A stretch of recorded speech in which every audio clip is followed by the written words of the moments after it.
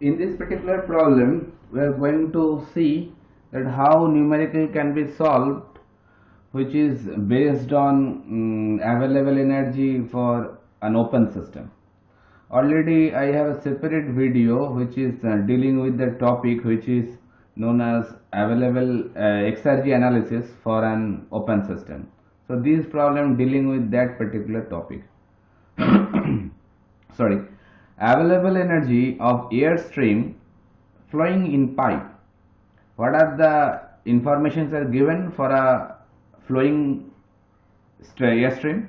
These are the available data for us. That is P1 is 5 bar, P naught, that is the surrounding pressure, 1 bar, Cp of air stream is 1.005 kilojoule per kg Kelvin, T1 temperature of the air stream is given, T naught surrounding temperature is given, Cv value is also given, V1 that is the airstream velocity is given, and V0 that is the velocity at the surrounding, that is given 0 meter per second. That we can neglect actually, V0 value.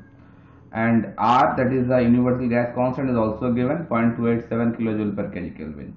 Now what we have to find out? We have to find out the available energy or availability in kilojoule per kg. Availability and available energy, they are very same term. In many books they are basically created lots of confusion to the readers, but in rough words we can say that available energy and availability, they are very same. Okay, so how we can approach this particular problem? Basically you can see that it is a airstream flowing in a pipe, so it is coming in and going out, obviously out of the pipe. So it is a problem which is dealing with that exergy analysis for an open system. So while I have derived that particular expression for exergy or available energy for an open system, so that point of time I used this relation, which is x, that is the available energy for an open system. For an open system, I have written that expression by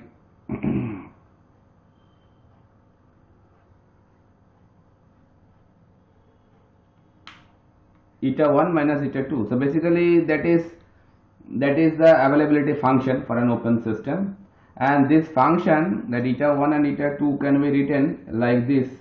Eta 1 is nothing but that H1, that is the specific enthalpy, plus the, if I take all the specific term, then it will be V1 square by 2, that is the specific kinetic energy.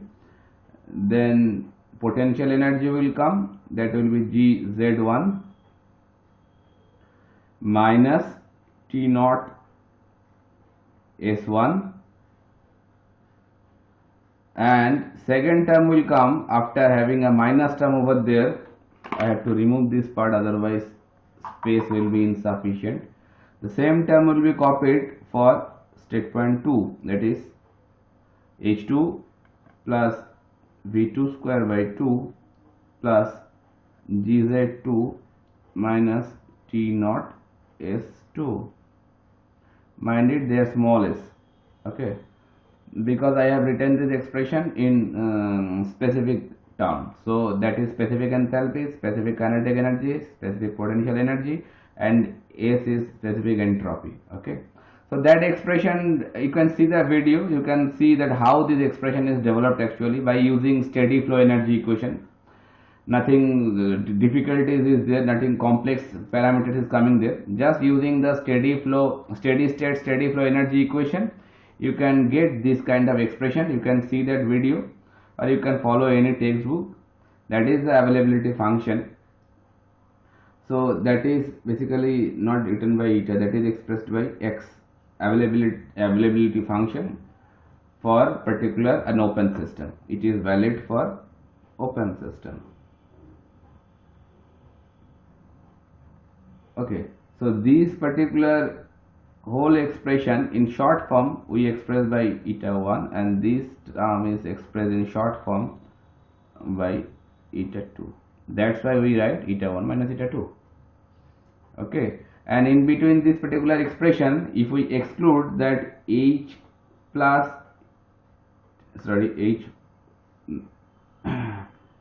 H minus T naught S, this term if you exclude, so this part is known as Keenan function. So that separate lecture video is there actually, so I am just giving you a recapitulation. Keenan function.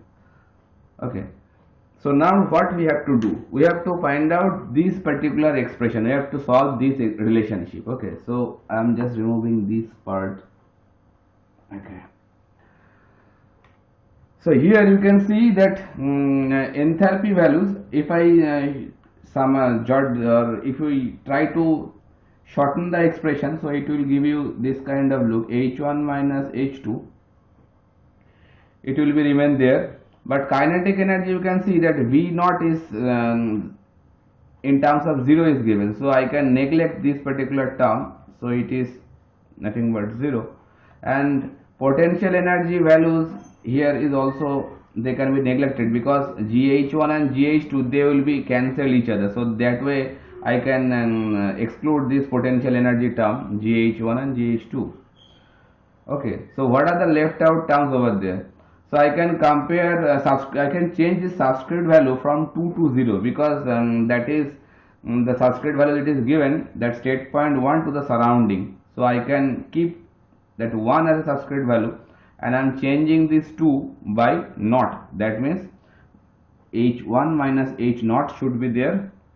H naught will be the specific enthalpy of surrounding, and H1 is the specific enthalpy or of the air which is flowing through the pipe. Okay, that is the coming in and coming out.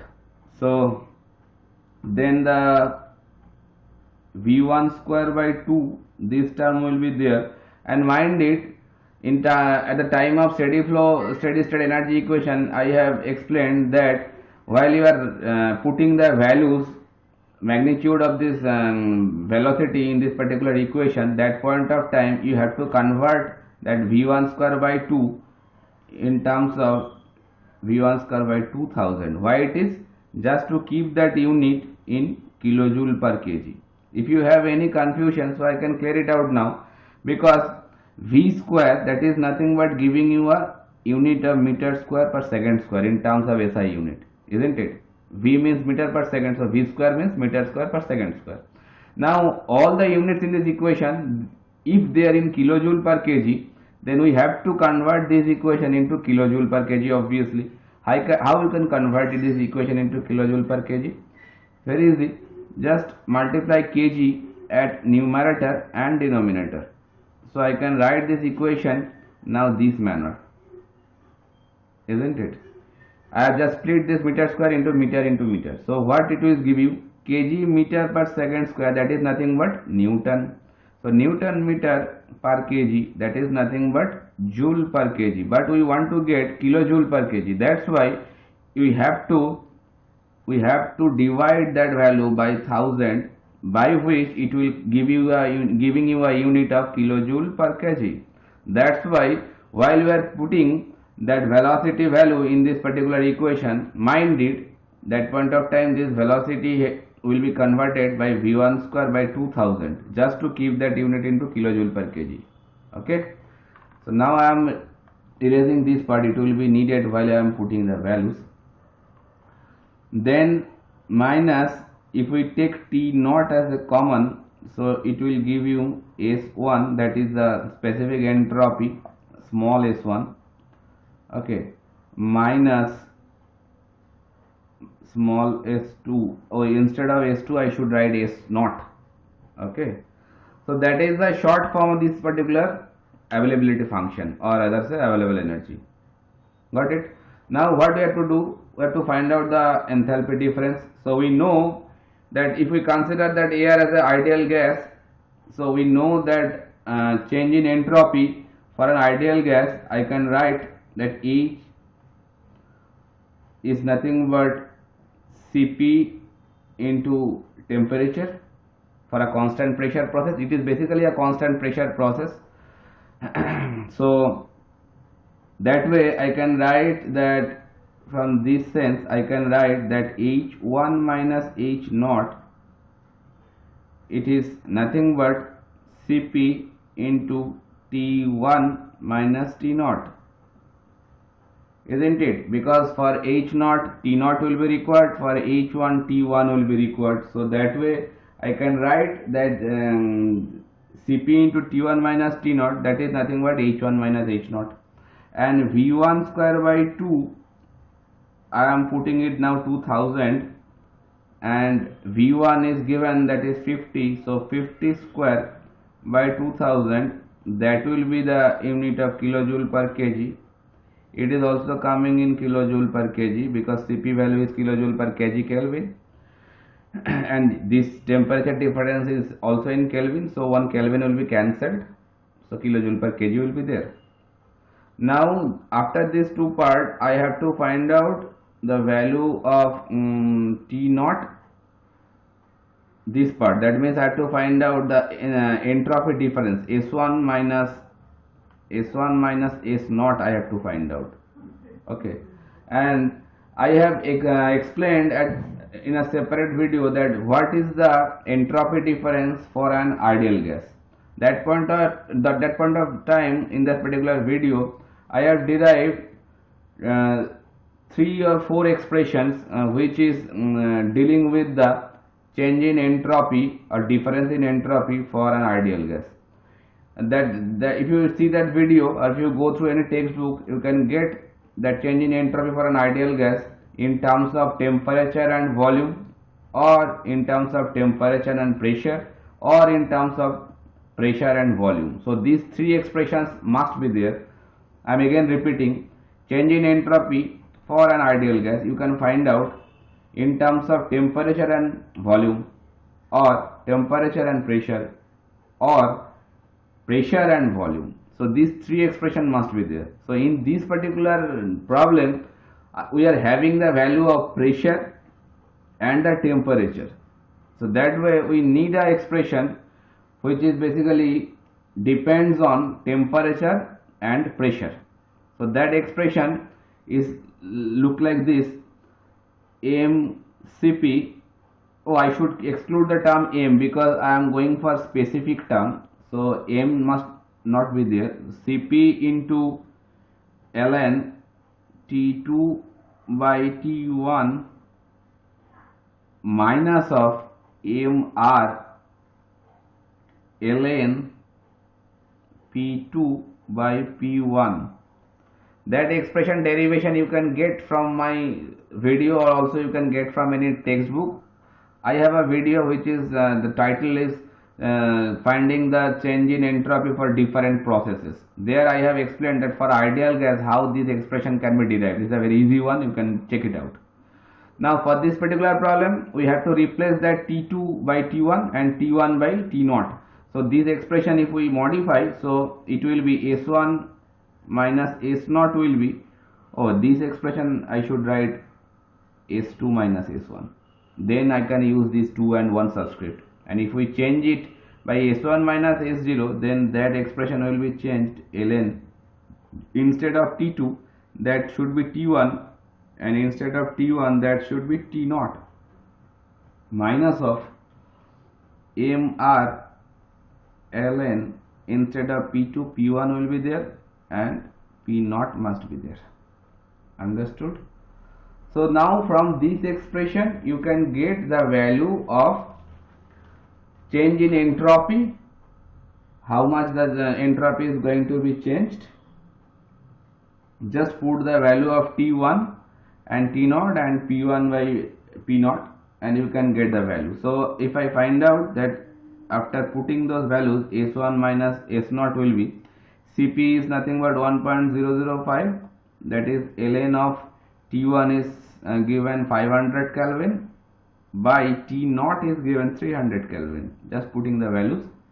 Then again m should not be there.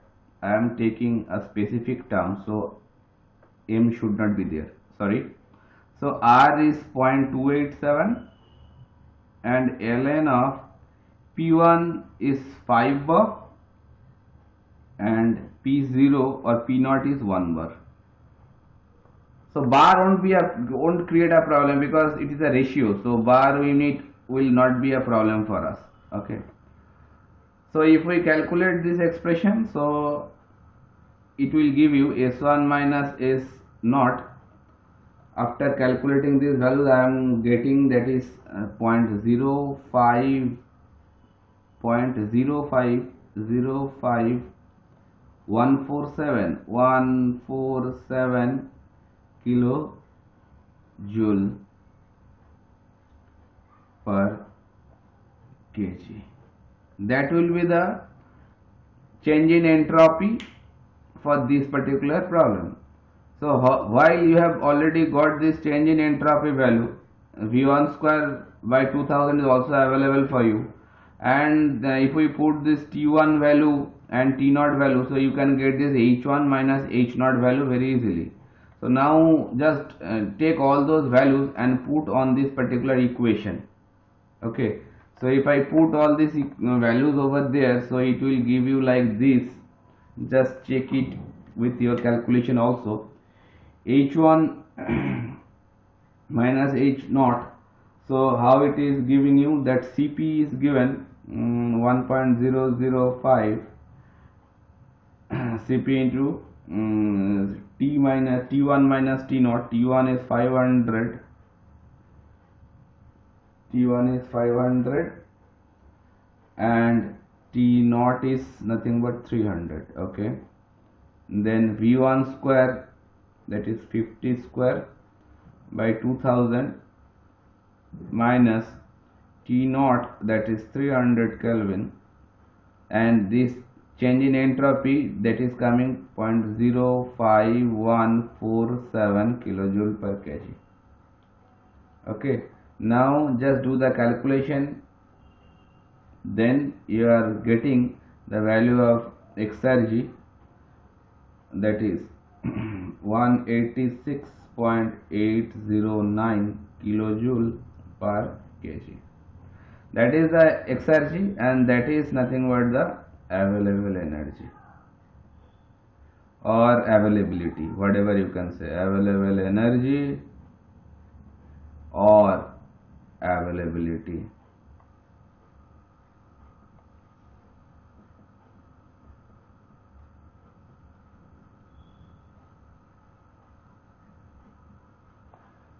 Okay, so that is the right answer of this particular problem.